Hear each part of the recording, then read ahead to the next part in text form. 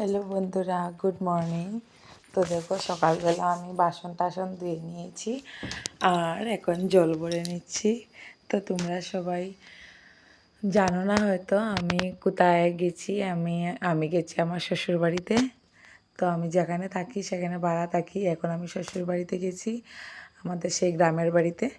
তো গ্রামের বাড়িতে সকাল সকাল গ্রামের বউদের কত কিছু কাজ থাকে। তো আজকে তোমাদের সঙ্গে কিছু কাজ শেয়ার করলাম, সকালবেলার কিছু কাজ। তো তোমরা দেখো, এখন আমি জল ভরে নিচ্ছি। জল ভরে নিয়ে তারপরে অন্য কাজ করব, তোমরা দেখতে থাকো। তো বন্ধুরা চলে এসেছি, দেখো উঠোন ঝাড় দিচ্ছি এখন, আর বাচ্চারা সেখানে খেলাধুলা করছে। বন্ধুরা, গ্রামের পরিবেশের একটা আলাদা সৌন্দর্য। সকালবেলার পরিবেশটা খুবই ভালো লাগে। আর কেন জানি না, আমার বাড়িতে গেলে মানে শ্বশুর বাড়িতে গেলে সবাইকে পাই, সবাই একসঙ্গে সময় কাটাই। কীভাবে যে সময়টা চলে যায় বুঝতে পারি না, খুবই ভালো লাগে। আর আসার সময় মন খারাপ হয়ে যায়, আসতে ইচ্ছে হয় না। সময়টা যে কোন দিকে চলে যায় বোঝাই যায় না। সবাই একসঙ্গে মিলে কত সময় কাটাই, খুবই ভালো লাগে। আমরা হলাম চার যা মিলে খুবই মজা করি। সবাই খুব ভালো, সবাই একসাথে মিললে কত গল্প গুজব হয়, খুবই ভালো লাগে বন্ধুরা। আমার মতো কার কার গ্রামের পরিবেশ ভালো লাগে অবশ্যই কমেন্টে জানিও। আর গ্রামে গেলে আমার মনে হয় খুবই ভালো লাগে।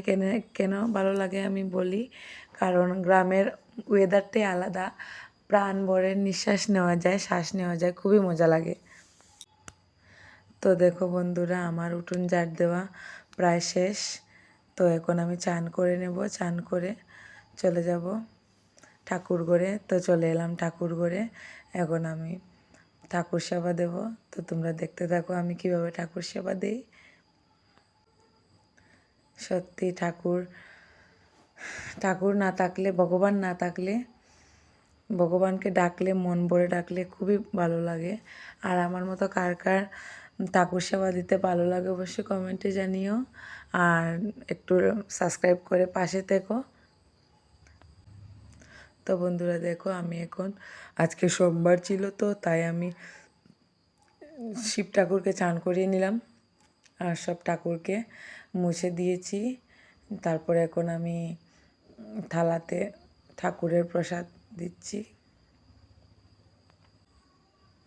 তোমাদের যদি আমার ভিডিওটি ভালো লাগে অবশ্যই লাইক কমেন্ট করবে। তো দেখো আমি এখন ধুনো দিচ্ছি, ধুনো দিয়ে সব কাশি বাজাবো। তোমরা এটাকে কাশি বলো না কি বলো, আমরা তো কাশি বলি, কাশি শঙ্খ, কাশি ঘণ্টা এরকম বলি আর কি। তো এটা বাজাবো, আমার পুজো দেওয়া শেষ হয়ে যাবে এটা বাজালে। তারপর আমি সারা বাড়িতে ধূপ ধুনো দেখিয়ে তারপরে সবাইকে প্রসাদ বিতরণ করে তারপর আমি অন্য কাজে চলে যাব। তোমরা দেখতে থাকো ভিডিওটা বন্ধুরা। আমাদের গরিবের ঘরটা এতটাও সুন্দর নয়, তাও এটাই আমাদের কাছে রাজপ্রাসাদ। আমরা এটাতেই খুব মজা করি, খুবই খুবই আনন্দ ফুর্তি করি। তো বন্ধুরা দেখো, আমার পুজো দেওয়া প্রায় শেষ। তো বন্ধুরা, পুজো যখন দিচ্ছি তাহলে তোমাদের সঙ্গে একটা শ্লোক শেয়ার করি। একদিন নারদ ভগবানকে বলেছিল যে, প্রভু আপনি কোথায় বাস করেন? তো ভগবান বলেছিল, মানে একটা শ্লোক বলেছিল আর কি, নাহং তিষ্ঠামি বৈকুণ্ঠে যোগিনাং হৃদয়ে নথ মদ বক্তা যত্র গায়ন্তী তত্র তিষ্ঠামি নারদ।